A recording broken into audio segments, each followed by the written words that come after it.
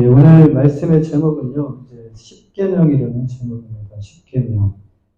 우리는 지난 시간까지 약 9주간에 걸쳐서요, 예, 주님께서 가르쳐 주신 기도, 주기도문에 대해서 우리가 함께 말씀을 나누는데요. 이 주기도문을 주님께서 하신 기도를 잘못 알고 계신 분들도 계셔요. 근데 주기도문은 반대로요, 주님께서 제자들에게 어떻게 기도해야 되는지에 대해서 가르쳐 주신 기도문이 바로 주기도문입니다. 우리는 주기도문을 통해서 기도란 무엇인가, 또 기도의 대상이 나와 있죠. 그 기도가 무엇이고, 또 기도는 어떻게 해야 하는지, 어떻게 우리가 기도를 하나님 앞에 나아가야 되는지에 대해서 우리가 기도의 방법에 대해서 함께 지난 9주간 동안 함께 살펴보았습니다. 자, 이제 오늘부터는요, 새로운 강의로 이렇게 함께 말씀을 나누려고 하는데, 지난 시간에, 이것은, 따로 분리된 것이 아니라 연속되어지는 것입니다. 연속되어지는 것. 우리가 많이 듣고 잘 알고 있는 말씀이죠. 십계명. 십계명에 대한 말씀을 가지고요, 약 12주 동안 우리가 함께 이 말씀을 살펴보려고 하는데요. 우리 그리스도인들에게 있어서 주기도문과 십계명은 굉장히 중요합니다. 그 주기도문은 문자 그대로 기도에 대한 말씀인데, 구원받은 그리스도인들이 기도의 대상인 하나님께 어떻게 기도해야 하는지에 대한 말씀이에요. 근데 이제 십계명은 반대로 구원받은 하나님의 백성들이 이제 이 땅을 어떻게 살아가야 되는가, 하나님의 백성답게 삶을 살아가기를 원하시는 그 마음이 담겨 있는 것이 바로 십계명입니다. 구원받은 그리스도인들의 기도와 삶은요, 우리가 구원을 받았잖아요. 구원을 받은 그리스도인의 기도와 삶은 이제 세상 사람들과는 달라도 뭔가 확실히 달라야 된다는 거예요. 그리스도인이 구하는 기도는 세상이 구하는 기도가 어떤 기도죠? 대부분이 잘 되는 기도잖아요. 그것도 육신적으로. 그렇죠? 근데 세상이 구하는 이 육신만을 위한 기도가 아니라 하나님의 뜻을 구하는 영적인 기도이고, 동시에 그리스도인이 살아내는 삶이 이제 세상 사람들이 살아가는 그런 육신적인 삶이 아니라 육신만을 위하여 살아가는 그런 삶이 아닌 하나님의 뜻이 담긴 영적으로 거룩한 삶이 되어야 된다는 말씀이에요. 이게 그리스도인입니다. 이제 하나님께서 애굽에서 구원하여 주신 이스라엘 백성들에게 이렇게 말씀하셔요. 레위기 11장 45절 말씀에 나는 너희의 하나님이 되려고 너희를 애굽 땅에서 인도하여 낸 여호와라. 내가 거룩하니 너희도 거룩하라라고 말씀하셔요. 거룩할지어다라고 말씀하셔요. 우리 그리스도인들을 향한 그 하나님의 뜻이 무엇인가? 여러분 생각해 보신 적 있으십니까? 너무 바빠서, 너무 힘들어서, 아유, 내 삶도, 내 코가 석잔데, 이런 말씀도 하실 수도 있어요. 교회 와서 하나님 말씀 듣고 하나님의 뜻을 구하며 하나님 생각을 하며 우리가 살아가기보다 내 뜻을 구하고 그냥 그 자리를 떠나는 경우가 굉장히 많다라는 겁니다. 아니면 교회 찾지 않습니다. 하나님의 거룩을 닮아 이 땅에서 거룩한 삶을 살아가는 것이에요. 이 두 가지는요, 그리스도인들이 그리스도의 몸된 교회 안에서 신앙생활을 하는 데 있어서 굉장히 중요한 말씀입니다. 오늘부터 12주 동안 십계명에 대한 말씀을 가지고 함께 나누고자 합니다. 오늘은 첫 시간으로서요, 이 서론적인 부분을 다루려고 하는데, 이 십계명이란 이 제목으로 함께 말씀을 나누고자 해요. 십계명은 무엇이죠? 십계명 곧 법을 의미하죠. 율법을 의미합니다. 율법. 여러분, 십계명은 처음부터 십계명이라 쓰인 것이 아닙니다. 십계명하고 쓰여진 것이 아니라 이것은 10마디의 말씀으로 쓰여졌어요. 10마디의 말씀. 하나님의 입으로부터 나오는 10마디의 말씀. 사랑하는 여러분, 법이라고 하면 어떤 느낌이 드시죠? 법? 교회에도 법이 있죠. 그렇죠? 가정에도 뭐 법을 이렇게 써놓지는 않지만 가정에도 함께 지켜야 될 규칙이 있고 법이 있어요. 혼자 살면 모르겠는데 둘 이상이 되게 되면 거기 공동체 안에서 함께 이것을 지켜나가야 되는 그런 법이 있습니다. 그런 법하면 어떤 느낌이 들죠? 제한되고 뭔가 자유롭지 못한 그런 느낌을 아마 받으실 거예요. 그런데 한번 생각해 보시길 바랍니다. 이 땅에 살아가시면서 법이 필요하지 않는 사람이 과연 존재할까요? 법이 필요하지 않는 사람? 법이라는 이 제도가 우리의 삶을 끼워 맞춰야 하기 때문에 불편하고 힘든 것은 사실입니다. 불편하죠. 힘들죠. 그런데 나는 법이 필요하지 않다라고 자신있게 말할 수 있는 사람은 아마도 없을 것이에요. 나는 법이 필요 없어. 나는 잘하고 있어. 라고 이렇게 자신있게 말할 수 있는 사람은 없을 거라는 거예요. 모든 사람들에게 법은 반드시 필요합니다. 왜 필요합니까? 왜 필요하죠? 어느 지역이나 어느 나라에 여행을 계획할 때, 특별히 우리는 어디를 좀 여행을 많이 다니시죠? 안전한 지역에 여행을 많이 다니시죠. 근데 치안 문제를, 그 여행을 계획하시면서 치안 문제를 생각하고 아마 살펴보신 적이 있으실 거예요. 이 지역의 치안이 어떤가? 이 도시가 치안이 어떤가? 그 치안이 위험한 나라를 뭐 선정해서 가긴 가더라도 정말 치안이 나쁜 그 도시는요 피하고 그래도 안전한 곳, 그래도 나라의 치안이 좋은 도시를 선택해서 여행을 다닙니다. 법의 보호를 받기 위해서죠. 안전을 보장받기 위해서. 그렇다면 여기서 법이 존재하는 이유에 대해서 우리는 뭐라고 말할 수 있을까요? 사회 공공의 안녕과 질서를 위해 법은 존재해야 한다고 말할 수 있어요. 그런데 이것은 공동체만을 위한 법이 아니에요. 그 안에 속해 있는 나를 위한 법이기도 합니다. 공동체 안에 우리 모두가 속해 있기 때문에 공동체뿐만 아니라 그 안에서 생활하는 우리 개개인을 보호하기 위한 법이라는 말씀입니다. 이 공동체를 우리가 생각하지만 정말 우리가 생각해야 될 부분은 공동체가 아니라 그 안에 속해 있는 나를 위한 법이다라는 것을 생각하셔야 된다. 법이 필요한 이유를 살펴보면요. 우리 모두를 위한 것인데 공동체 안에 법이 필요한 이유는 우리 모두가 솔직히 불완전하기 때문에 이 법이 필요하다라는 것을 발견할 수가 있어요. 사회를 보면 사건, 사고가 굉장히 많이 있죠. 뉴스에 거의 등장하는 이야기들이 거의 사건, 사고들의 이야기예요. 그 이유가 서로에게 잘못과 실수를 범하기 때문인데 중요한 건 문제는요. 서로를 이해하고 서로를 양보한다면 뉴스에 나오겠습니까? 예, 나오기도 전에 끝나버리죠. 근데 서로를 이해하고 양보하는 것이 아니라 자신은 잘못이 없대요. 예.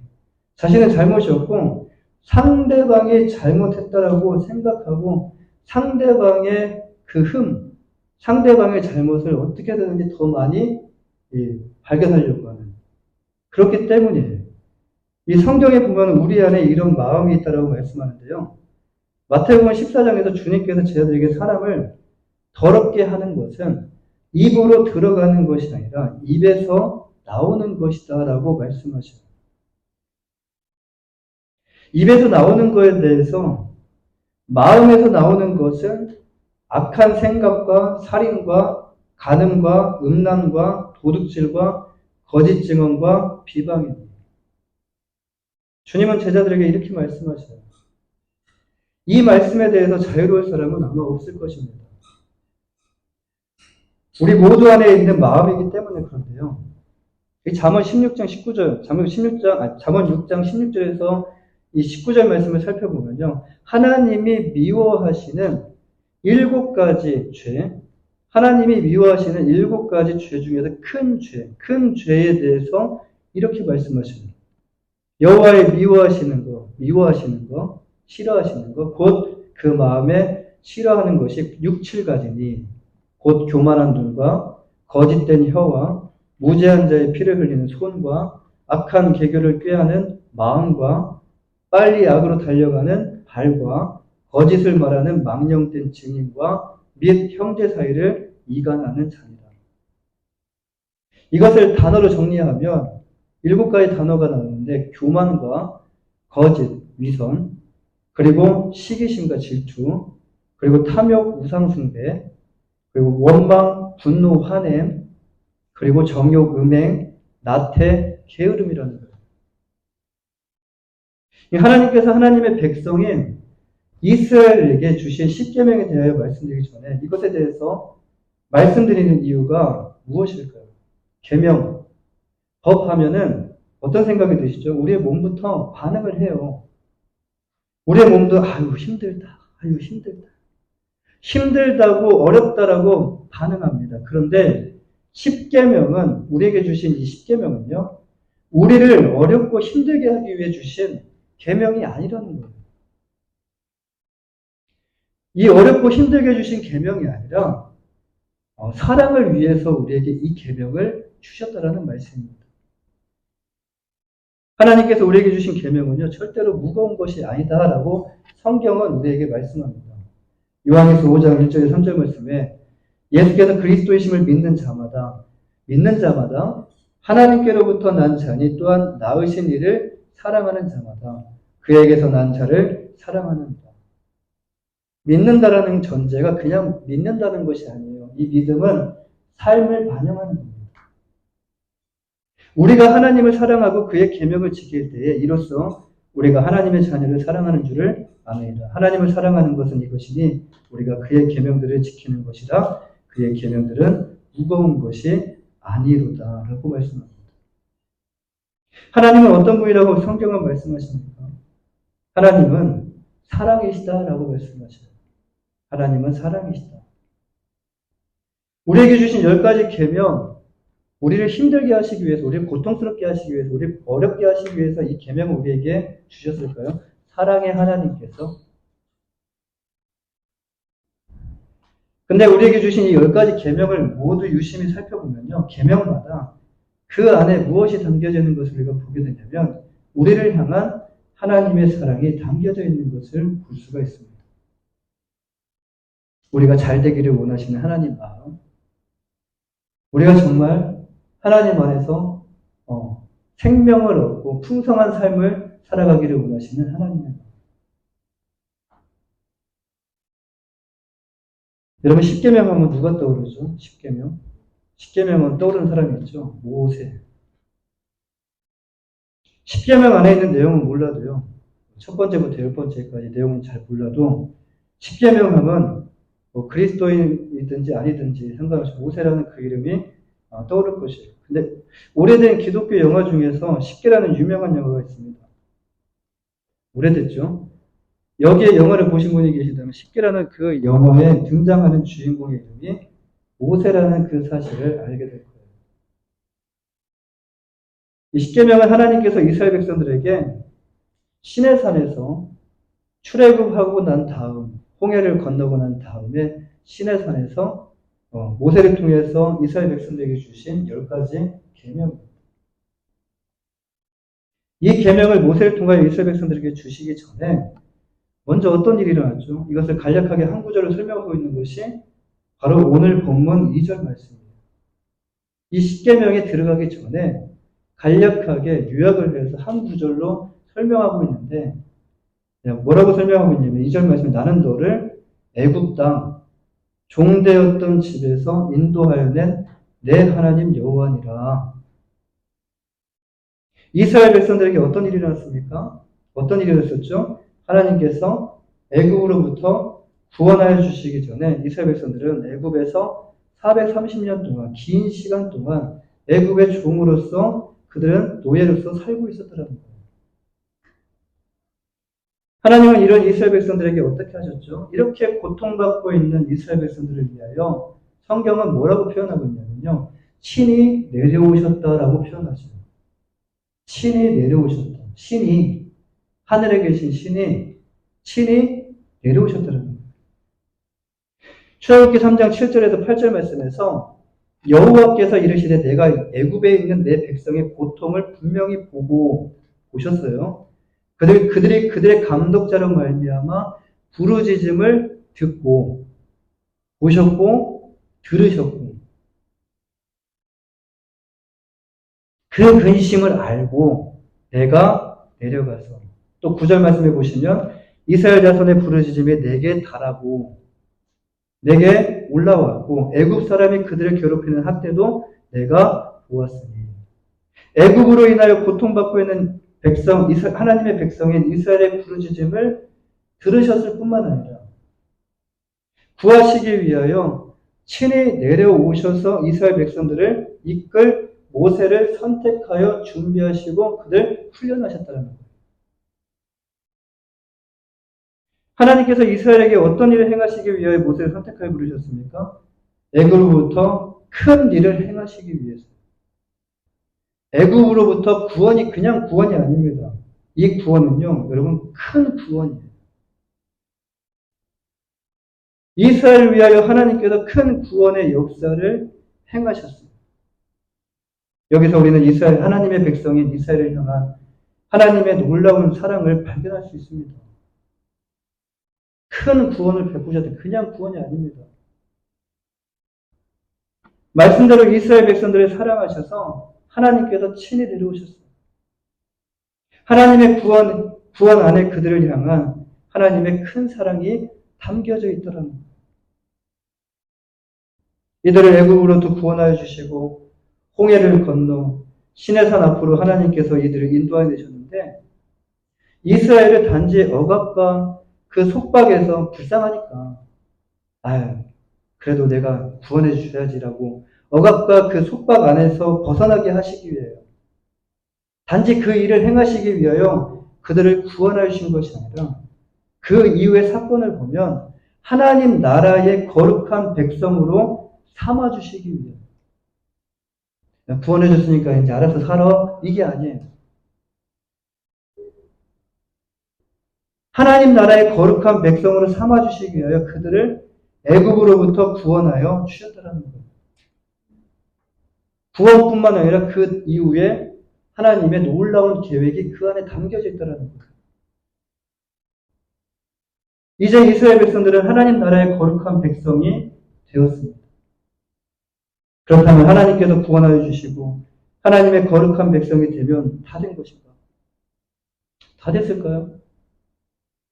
아닙니다. 이 땅에서도 우리가 어느 나라에 들어가서 우리가 시민권을 취득을 하고 그리고 살아가기 위해서는 그 나라의 법을 따라야 되는 것처럼 지금 이 나라의 시민이 되면 이제 그 나라의 법을 따라가야 된다는 거예요. 하나님 나라의 백성도 마찬가지예요. 하나님 나라의 백성도 마찬가지예요. 하나님 나라는 무엇입니까? 하나님 나라. 하나님 나라는 하나님께서 계신 나라죠. 그러니까 하나님 나라의 왕은 누구셔요? 하나님이셔요. 나라마다 왕이 있습니다. 통치자가 있습니다. 왕 대신 하나님께서 통치하시는 나라가 바로 하나님 나라예요. 하나님 나라의 백성이 되면 그것으로 다 된 것이 아니라 이제 하나님 나라의 법을 알고 그 법을 따라서 살아가야 한다는 말씀입니다. 그것이 바로 오늘 우리에게 주신 십계명인데요. 하나님 나라의 법은 다른 것이 아닙니다. 그 내용을 쭉 살펴보면은 사랑하라는 내용이에요. 사랑하라. 십계명 안에 10가지 계명이 담겨져 있어요. 10가지 계명은 크게 두 가지로 구분되어질 수 있는데 하나는 하나님을 사랑하라는 말씀으로 구분되어질 수 있고요.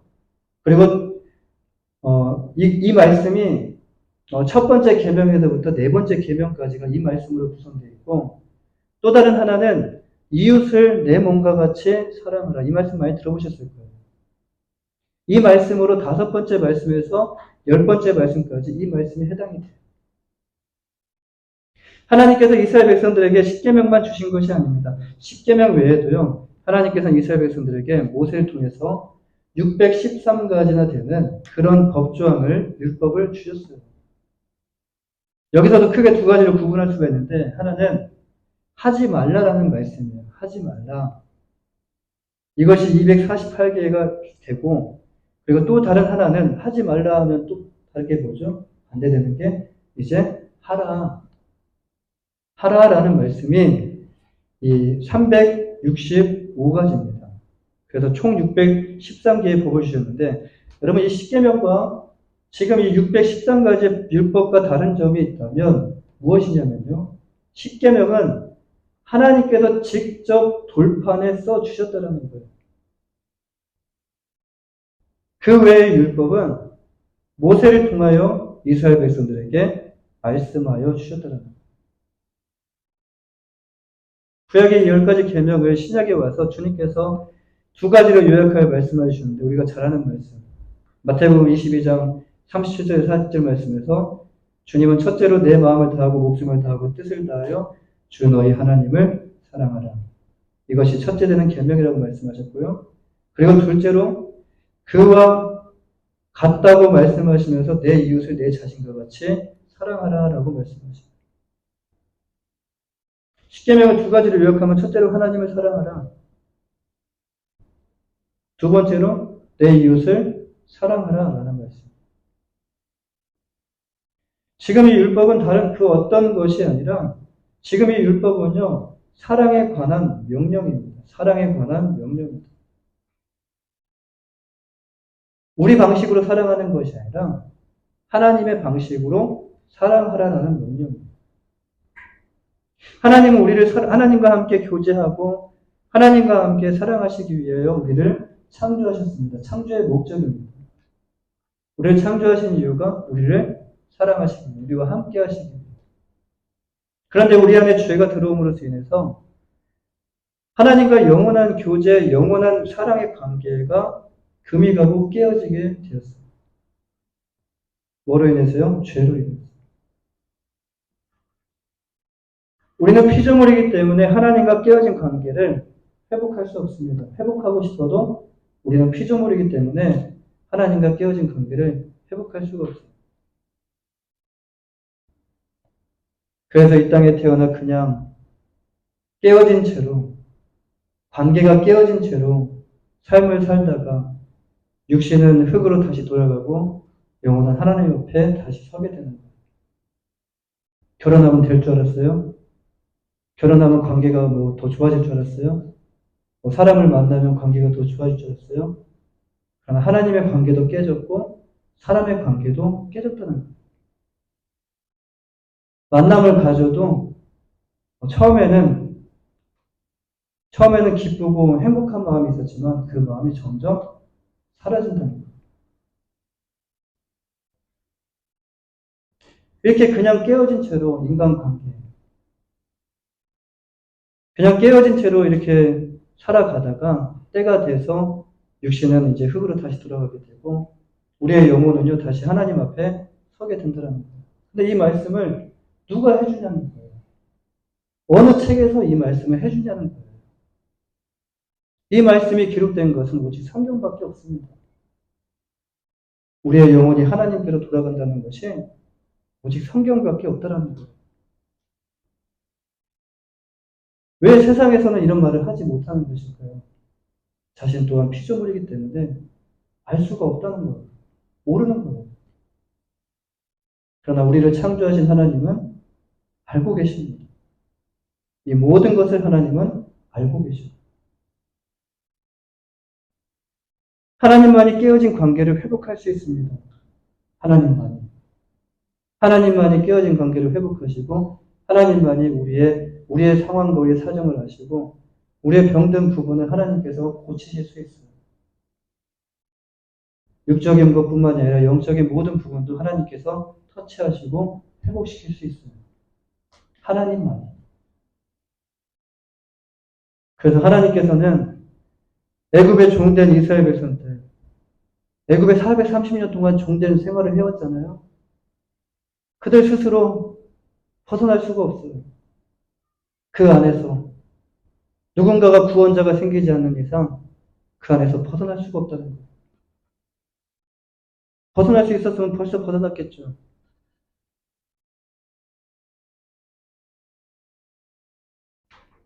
그래서 친히 이스라엘 백성들을 구원하시기 위하여 하나님께서 내려오셨더라는 거예요.